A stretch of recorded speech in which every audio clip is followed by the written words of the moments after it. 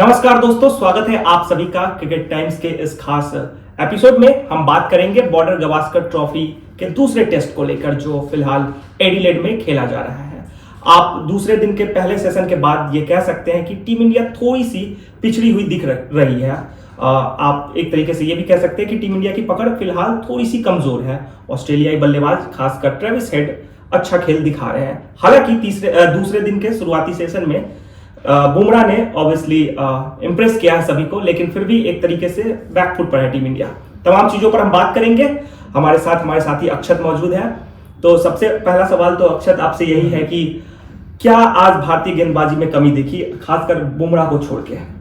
बिल्कुल, गेंदबाजी में कमी तो इनफैक्ट कल शाम के जो सेशन था उससे ही पता चल रही थी। और बुमराह ही एक इकलौते ऐसे बॉलर दिख रहे थे जो लाइन लेंथ पे थे और ठीक ठाक बॉलिंग कर रहे थे। लेकिन और यही चीज आज भी दिखी। आज भी पहला ब्रेक थ्रू उन्होंने दिलवाया। लेकिन तो इससे ये भी कहीं ना कहीं शायद ये जाहिर हो रहा है कि बुमराह के कंधों पर शायद पूरी बॉलिंग एक तरीके से एक तरफा वाली जो जिम्मेदारी होती है वो बुमराह के पास है। और उनको सपोर्ट करने के लिए बॉलर्स जो हैं खासतौर पे एडवर्स कंडीशंस में इतना इफेक्टिव नहीं हो रहे हैं जितना उनको होना चाहिए। हर्षित राणा बहुत ही एक तरीके से आप बोल सकते हैं फ्लॉप नजर आए। खासतौर पे आज के दिन के खेल की बात करें, अभी पहले सेशन की, बिल्कुल आउट ऑफ प्लान्स लग रहे हैं और कभी इधर बॉल जा रही है कभी उधर जा, लाइन लाइन पे कंट्रोल नहीं दिख रहा है। तो बुमराह ही एक पॉजिटिव जो अभी फिलहाल हर्षित राणा का बॉडी लैंग्वेज देखकर भी लग रहा है कि वो खासा इंटरेस्ट नहीं ले रहे हैं मैच में। हालांकि डीएसपी सिराज ने जरूर प्रभावित किया है, वो विकेट ना ले पाए हो और लंबा स्पेल भी उनसे डलवाया गया है। बात करते हैं 191 रन हो गए हैं ऑस्ट्रेलियाई टीम के। 4 विकेट उनके गिरे हैं, इसमें स्टीव स्मिथ जैसे बल्लेबाज वापस लौट चुके हैं। लेकिन अभी से आपको क्या लगता है कि ऑस्ट्रेलियाई खेमे में, ऑस्ट्रेलियाई लाइनअप में अभी कौन सा वो बल्लेबाज है जो सबसे बड़ा खतरा है टीम इंडिया के लिए? देखिए, अभी तो खतरा ट्रेविस हेड ही हैं। अभी 50 बनाई है उन्होंने सेशन में। लबुशेन ने भी 50 बनाई थी, लेकिन लबुशेन का विकेट ले लिया गया है। तो ये एक थोड़ी सी रिलीफ वाली बात है इंडिया खेमे के लिए। लेकिन जब तक ट्रेविस हेड हैं तब तक तो देखिए इंडिया को कुछ सोचना पड़ेगा। और जितनी जल्दी हेड को आउट करेंगे उतना बेहतर है, क्योंकि अभी नए बैट्समैन जो हैं वो मिचेल मार्श हैं और वो भी सभी जानते हैं काफी खतरनाक बल्लेबाज हैं। तो अगर हेड ऐसे ही चलते रहे तो वो फिर आगे सेंचुरी तक भी पहुंचेंगे और टीम इंडिया के लिए और खतरा बढ़ जाएगा। लबुशेन को भी आप हल्के में नहीं ले सकते। खासकर पिंक बॉल टेस्ट में लबुशेन के आंकड़े बहुत कुछ कहते हैं। मतलब लबुशेन के सबसे ज्यादा रन है ऑस्ट्रेलियाई बल्लेबाजों में पिंक बॉल टेस्ट में। खासकर बात को आगे बढ़ाते हुए एक आज थोड़ी सी कंट्रोवर्सी दिखी जब रविचंद्रन अश्विन एक विकेट के लिए मतलब पूरी तरह से प्रभावित कर दिए कैप्टन को कि आप डीआरएस के लिए जाइए। रोहित शर्मा उसके लिए गए भी, लेकिन अंपायर ने सीधे तौर पर नकार दिया। जी, आपको क्या लगता है कि वो कंट्रोवर्सी ही है या? बिल्कुल कंट्रोवर्शियल, बहुत ज्यादा कंट्रोवर्शियल जो स्टांस लिया थर्ड अंपायर ने, रिचर्ड केटलब्रो थर्ड अंपायर से आई गेस। और अश्विन की बॉल अच्छी बॉल थी और मिचेल मार्श नए बल्लेबाज 0 पे थे तब, और बिल्कुल पैड पे लग रही थी। और ऐसा लगा है या नहीं इसके लिए वो सेकंड फ्रेम भी नहीं लिया। सेकंड फ्रेम जो साइड में भी दिखाया गया, पहले जो साथ में जो फ्रेम दिखता है उसमें क्लियर दिख रहा था कि बॉल जो है वो सीधा पहले पैड पे लगी है। उसके बाद भी और लेकिन फिर भी थर्ड अंपायर ने ये बोला कि इनकंक्लूसिव एविडेंस है, उनके पास कंक्लूसिव एविडेंस नहीं है, तो वो फिर अंपायर्स के साथ जा रहे हैं। अंपायर ने नॉट आउट दिया था और उसके बाद फिर वो आपका हॉकाई में दिखाया गया कि बॉल बिल्कुल मिडिल स्टंप पे लग रही थी। तो ये तो आप एक तरीके से कह सकते हैं कि कहीं ना कहीं थर्ड अंपायर की काफी ये एक बिल्कुल कमी नजर आई कि उन्होंने बहुत जल्दीबाजी में फैसला लिया। और आप ये कह सकते हैं कि 2008 की जो टेस्ट सीरीज हुई थी बड़ी ही कंट्रोवर्शियल, जिसमें अंपायर्स का रोल काफी विवादास्पद रहा था। कई सारे ऐसे डिसीजंस थे जिन्होंने ऐसे लिए कि ऐसा लगा होम टीम को फेवर किया। उनकी यादें शायद ताजा हो गई होंगी फैंस के मन में। अगर विकेट मिल जाती तो चीजें अलग होती ना, एकदम से मैच का रुख बदल जाता। अश्विन भी अलग कॉन्फिडेंस में गेंदबाजी करते हैं, लेकिन वो हुआ नहीं।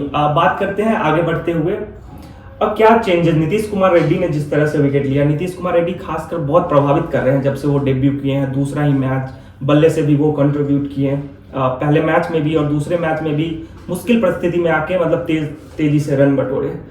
क्या लगता है एक टीम इंडिया को वैसा ऑलराउंडर मिल गया है जिसकी जरूरत थी?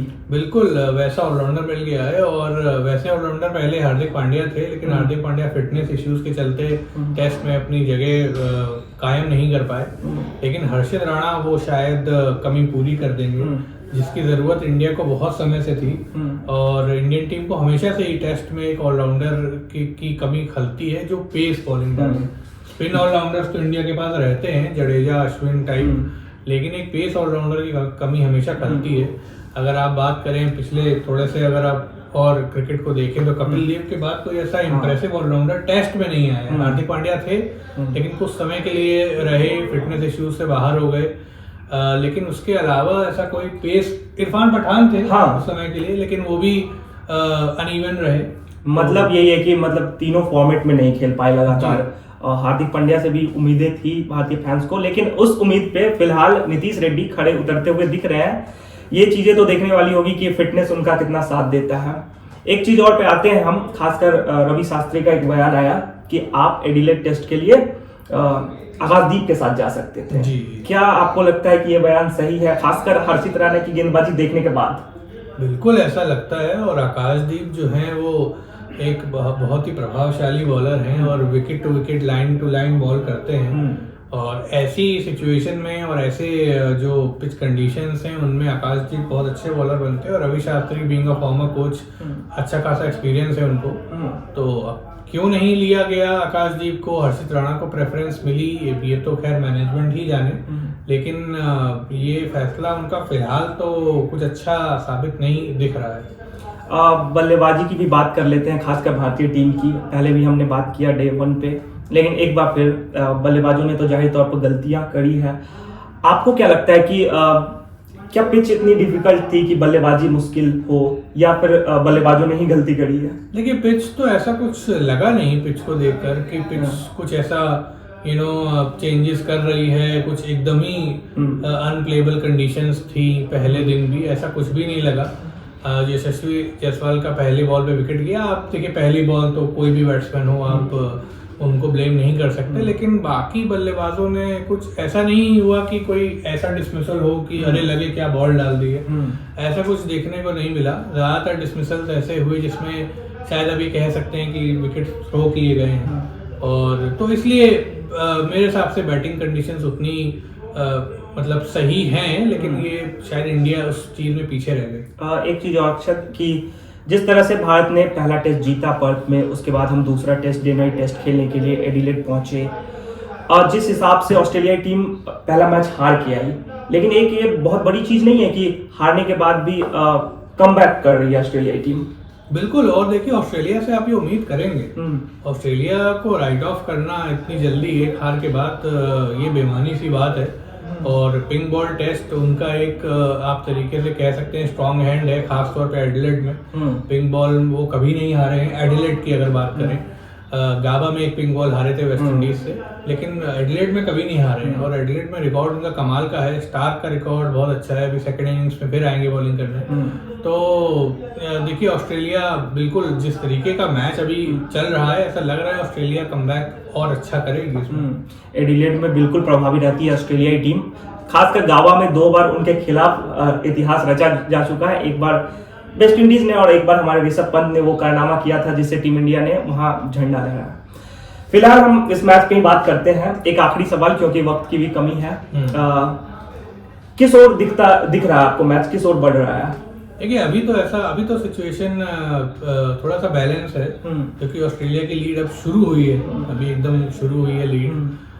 तो अब ये देखना होगा इंडिया को कि क्योंकि लंच से थोड़ी देर पहले ही विकेट लिया है, टी सेशन सॉरी, उससे पहले ही विकेट लिया है लबुशेन का, तो इंडिया के भी कॉन्फिडेंस अभी इतनी कमी नहीं होगी, क्योंकि एक नया बैट्समैन है दूसरी एंड पे।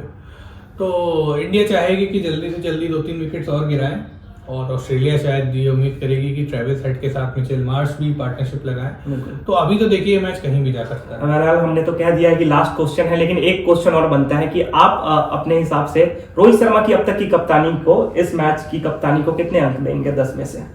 देखिए अभी फिलहाल तो 10 में से ऐसा लग रहा है कि 4-5 रन देने पड़ेंगे, क्योंकि फिलहाल थोड़ा सा बैकफुट पे नजर आ रहे हैं, डिफेंसिव कप्तानी नजर आ रही है।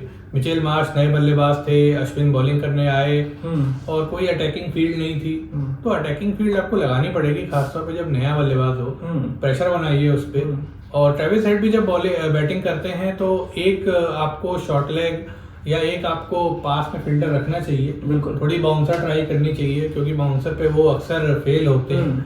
और ये प्लान रख के आप अंदर भी बॉल डाल सकते हैं, थोड़ा सा बैटर्स को कंफ्यूज कर सकते हैं। तो ये सब चीजें रोहित शर्मा को बताने की जरूरत नहीं है, लेकिन फिलहाल ऐसा नजर आ रहा है इस सेशन में कि उनकी कप्तानी कोई प्रभावशाली नजर नहीं आई है। और टेस्ट क्रिकेट में कप्तान का बहुत बड़ा रोल होता है, मतलब आपको फील्ड चलाने ही होते हैं अपने हिसाब से, आपको गेम बदलने के लिए आपको कुछ ना कुछ नई चीजों को ट्राई करना पड़ता है। फिलहाल दोस्तों ऑस्ट्रेलियाई टीम 11 रन की बढ़त ले ली है और मैच में अभी भी भारतीय टीम वापसी करने को देख रही है। जसप्रीत बुमराह काफी प्रभावशाली रहे हैं, उनके साथ साथ डीएसपी सिराज ने भी कुछ अच्छी गेंदबाजी करी है। हम तमाम चीजों पर फिर से आपसे बात करेंगे डे एंड पे, और फिर हमारे साथ अक्षर जुड़ेंगे। अभी के लिए फिलहाल इतना ही, धन्यवाद।